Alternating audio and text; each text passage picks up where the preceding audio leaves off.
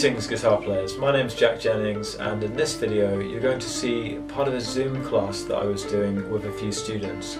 I've started something called the Indian Classical Guitar Academy, where I just get together small groups and we go through all the details of the music. So enjoy the rest of this video and it'll just give you a little insight into how things work in my group sessions. So take care and I'll see you on another video. Sometimes Alap can be small, starting with a very small number of notes and very slow transitions between the notes. Yeah. So a lot of really drawn out things like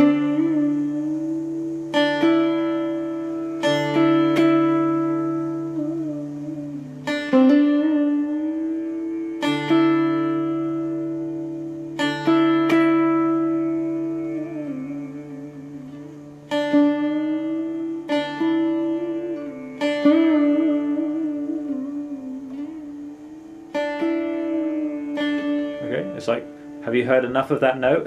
it's like we're going to play.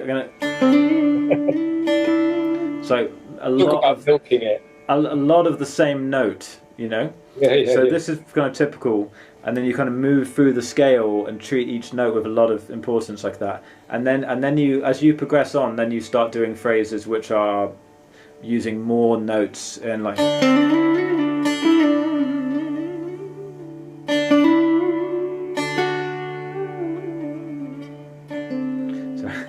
Yeah, so then it got to getting gradually more elaborate. Yeah.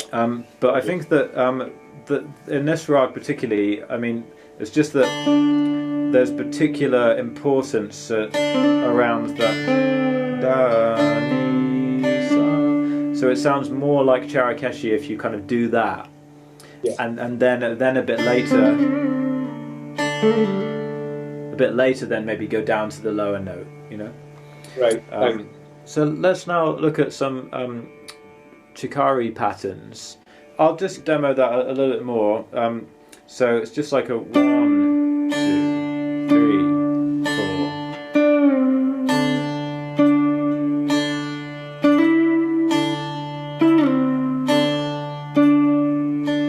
So just notice how I come back to that middle note sometimes and hold it.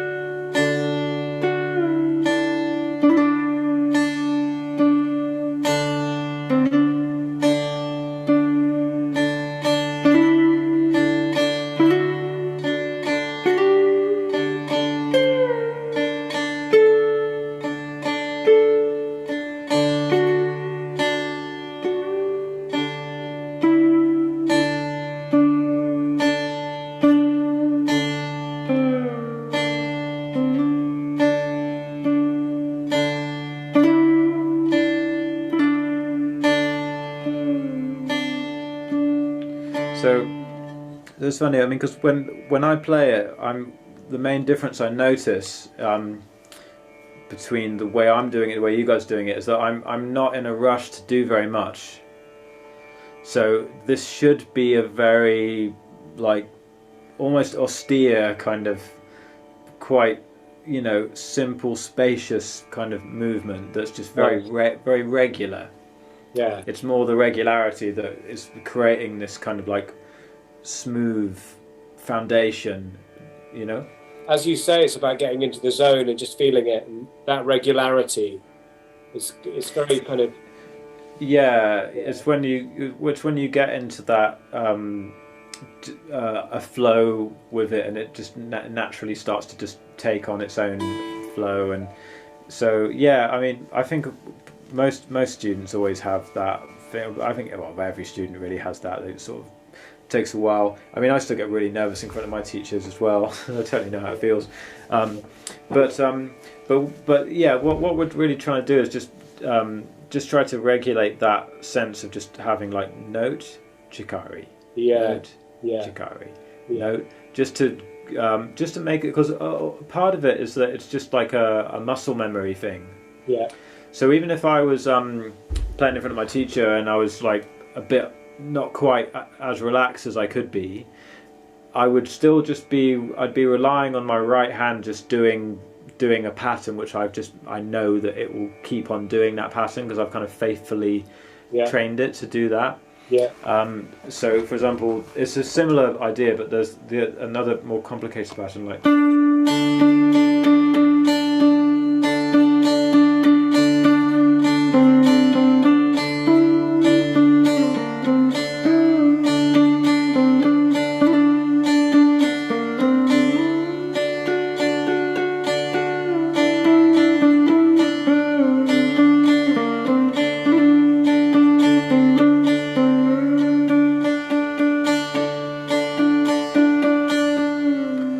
So at first that took a lot of concentration, but now it's kind of just there. Yeah. So you get to that point where I'm sure that you can do this with some styles that you're more used to, but you get to a point with a style where it's just kind of there. Yeah. So you almost can't not do it, because you got into that groove, and so it just helps to there's certain strategically get you into that. Yeah, there's certain forms of flamenco that are just so, to Western ears, are just so completely bonkers. It's just so bizarre. Yeah. And then once you get into the groove of that, it's just, again, it's groove based, and it's quite trancey. Yeah, just that kind of repetitive but very spacious, very relaxed but repetitive. You also want to just try and do things where you're.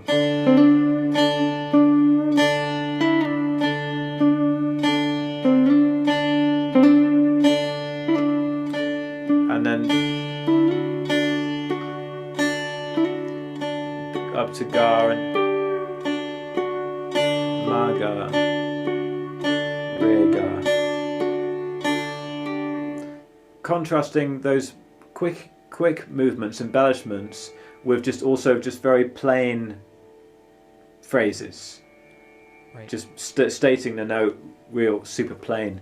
So if you've got things like,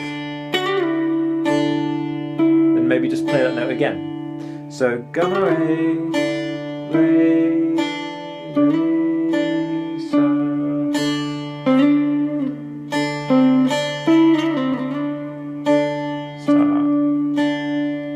Yeah.